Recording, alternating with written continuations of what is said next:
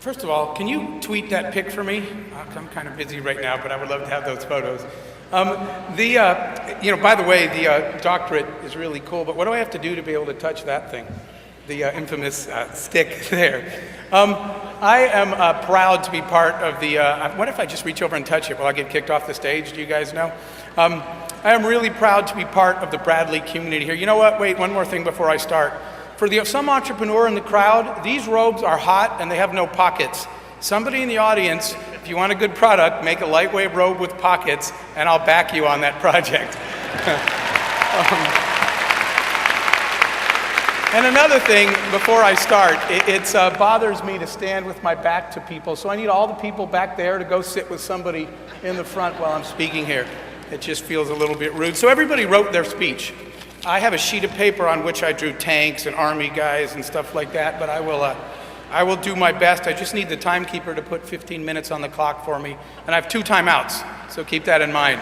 So I want to start by, I want to talk today to both the parents and the students, and I want to talk first by just sharing some thoughts with the parents and the families here. And I'm going to tell you guys a little story as a parent myself. When my daughter was little, we were at a restaurant, and in this restaurant, there were a lot of families waiting. And we were all waiting for tables. And in this restaurant, in the middle of the restaurant, sat a woman with her family. She was in a wheelchair, and she had clearly been burned over 100% of her body. She had pretty much no face left, no fingers, no anything. She was sitting in a wheelchair having breakfast with her family. And the first family that got called, as they went by, the children said, "Ooh, she's gross," right to the woman as they were walking by. And the parents grabbed the kids. Now, it's not a child's fault. They don't have a filter. They don't know, but it was a really horrible moment. A second family was called, and as they were walking by, the kids went by this woman who already has enough to deal with, recovering from obviously an injury and disability like that, and the next kid said, "Ooh, mommy, is she a monster?" right to this woman's face. I was horrified, and I just felt sick to my stomach. And then they said, "Hoffman, your table is ready." And I turned around, and my daughter was already gone. And she was way ahead of me walking to this table. And I floored it as fast as I could to grab her, to teach her, or at least to have a learning moment, to tell her it's not okay to say things like that. And when I got there, just as I reached for my daughter, she said, "Wow, don't you look beautiful today? That's a really pretty dress," to the woman in the wheelchair. And I put my hand back and said, "Yeah, that's my daughter," and patted her on the back. And a thought occurred to me. As a parent, did I even accidentally do something right?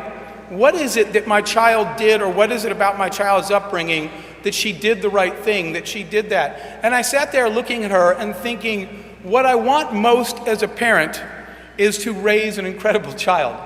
The most important job you will ever have is not on your resume, it's parent. The most important legacy you will ever leave is a good citizen and a good human being. Thank you. So, that being said, it made me really think about something, because how is it we get to this point where when I'm a parent at that age, all I want is my child to be a good person, a happy, well-adjusted, well-rounded person who makes good decisions. But somewhere later on, it all changes, and we start telling our children that the judge, that the thing they have to be held to is a good job and a good company with a good paycheck. I'm just waiting for a day when someone says, "Oh, do you want to see a picture?" And I say, "Is that your child?" And they say, "No, it's her paycheck." I mean, we are promoting this idea, and I have to tell you where I think that comes from. We're holding our kids up to some rule book, and it's some rule book that somebody wrote. I certainly grew up with that. The rule book was this rule book that said, at certain points in your life, you have to go out and you get a job in a certain known area with a big company, and you stay there as long as you can. And it's this, again, it's this rule book. And this notion that the measure of success is how long, the badge of honor is how long you've been at that company, right? And the badge of honor is the title on your business card and the salary you make. Now, don't get me wrong, I am not saying that those things are not important. I'm not telling you that you shouldn't have a good job, work at a big company, stay there long, or anything else. What I'm asking you is why you made that decision. That's what I want both the parents to think about. You're holding your child and guiding them by a rule book that you grew up with, which no longer applies. They don't live in your world. And here's a little piece of news that may shock some of your parents. They don't want your life. okay? They actually want their life, and it may not look like yours. And what amazes me sometimes is I feel like saying to parents, what are you afraid of? That your child will outshine you? That your child will be an amazing human being that does wonderful things and has an enriching and happy life? If that's the worst thing that happens because your child didn't follow your rule book, I think that's a pretty good ending. I certainly felt that way staring at my child and being so proud that she was able to do the right thing and make good decisions. So it begs the question, is your prime goal for your child a good job or a good life? Because I'm pretty sure it's a good life, and I'm pretty sure the rule book we keep asking our children to live by, these graduates, doesn't work anymore. I want to give you guys a couple of real examples. So I was talking to this senior that's getting ready to graduate. And she asked me, she sent me a note, and by the way, since my first visit here for the Turner School of Entrepreneurship and Innovation, which was a phenomenal night, and I felt like the room was kind of electric. We were all sort of talking about the future together. Bradley, faculty, professors, students, we were all discussing what the new world looks like and how we as a team can challenge it. And it was an amazing night for me. And since then, just to prove what you Bradley students are all about, a lot of you have continued to email me, ask for questions, ask for mentoring, and we've continued the discussion, which I absolutely love doing. So a student asked me, could I get some mentoring time? Could we go have lunch? So we went to lunch, and while we were waiting for the food, we were just chatting, and she was talking about the music business, and she was just on fire talking about the music business. She doesn't want to be a singer. She was talking about all the jobs. For every one person on stage, 150 people are putting on the show. Their sound, production, writing, editing, marketing, finance, everything that it takes. And she was so into the conversation, I didn't interrupt her. And then the food came. And I said, all right, let's talk about you. And I got to tell you guys, her entire demeanor changed. Her voice changed, her body language changed. And she said, and I quote, "I'm getting an accounting degree." And I said, because, and she said, my mom's an accountant and my dad's accountant. She said, my big brother got an accounting degree. And I said, is it because you go to bed at night, you dreaming about spreadsheets that balance? And she said, no. I said, you wake up in the morning, you just can't wait to account something right now? And she said, no. And I thought for a minute and I said, don't you wish you were talking about the rest of your life with the same energy and excitement you just talked about the music industry? And she said, well, of course. So guess what the next question is? Then why are you doing this? I'm doing this because it's a good job and it'll make my parents happy. My message to you parents is, why doesn't a happy kid make you happy? Somebody that lives according to their passions, their interests, the things that light their fire and get them excited in the morning. I want to tell you another one because I was thinking about that, and another student asked me if we could spend some time talking. And he wanted some career advice. And so I sat down with him, and his story was exactly the same, but it was mechanical engineering. My whole family is mechanical engineers, so that's what I came here to do. Now guys, I'm not telling you not to have a career in accounting. I'm not telling you not to be a mechanical engineer. What I'm telling you is to make a choice based on your passions and your interests, not what everybody else in the world is telling you to do. It doesn't work that way anyway. You wind up living a life for the wrong reasons that you never really get the most out of. So I just want you to think about why you're doing what you're doing. And we'll come back to that in a minute. So I sat down with him and I got the same answer. I'm going to be a mechanical engineer because that's what everybody in my family does, and that's the degree that we have. And I said, humor me for a minute. And I said, let's say there was no parents, there was no pressure, and I'm not saying a paycheck doesn't matter, you have bills to pay. If people behind me asked me to remind you guys that. You have to be responsible, but the notion that you can't do what you love doing and still be a responsible, contributing member of society is just silly, and it isn't true. Okay, so I asked this kid, I said, let's just say there was no rules, no gravity for a minute, perfect world, what would you do? You know what he said to me? He said, my passions in life are cooking and traveling. And I said, so design the perfect life for you. You know what he told me? He said, the perfect life, I wouldn't be a mechanical engineer. He said, I would buy a food truck. I would drive it from city to city and stay in each city a month or two. I would cook for people and talk to them and help them enjoy their meal. I would learn about the city and explore it during the time I was there. Then I would pack up my food truck and move to another city. And I was looking in his eyes and I said, really, how on earth can you respect yourself if you don't do that? Okay, how are you not going to do that? He sat there for a long time, and he actually had tears in his eyes. And he was thinking about the path he didn't really choose, he fell into, and he was thinking about how excited he was about the notion of doing the food truck. The next day, I'm walking down the hall, and I see him again.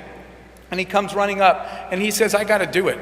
And I got to tell you guys, you do got to do it. You're 20-something years old. It does not get easier to take risks, to follow dreams, to chase passions. Now is the time that you actually can try things because you're less encumbered by the world around you. And I'm going to tell you, that's just a weak excuse when you're older, too, for not doing things you believe in. But nonetheless, it's easier for you to do it now. So he decided to do it. And he decided that he was afraid of his father. And he said to me, you know what I'm going to do? I'm going to send my father an email. And I'm going to tell him that after all these, maybe you don't tweet it because your dad finds out, 438th follower of yours.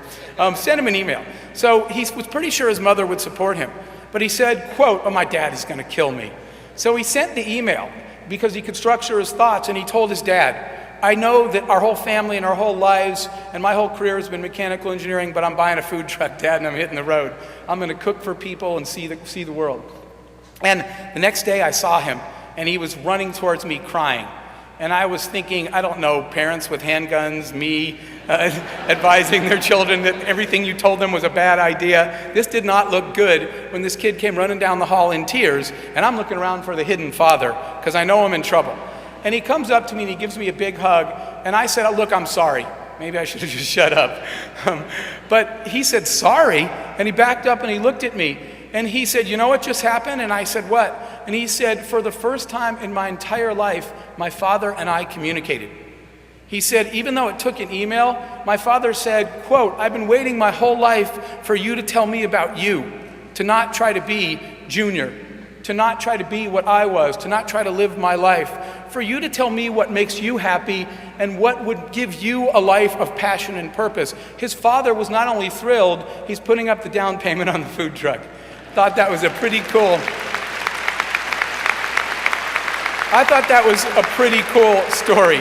So again, my message to parents is let your children, let your graduates, these people are a lot smarter than you are giving them credit for. You should have heard the things I heard just on this campus from students here, the plans they've made for their lives. You got to step aside and let them have their life. And students, this is the time for you to think about what it is you're doing and why you're doing it. And I got to tell you something, because I remember senior year, you start getting close to graduation. And you know what everybody tells you? It's the big decision. It's amazing. You know what people say? All right, son, what are you going to do with your life?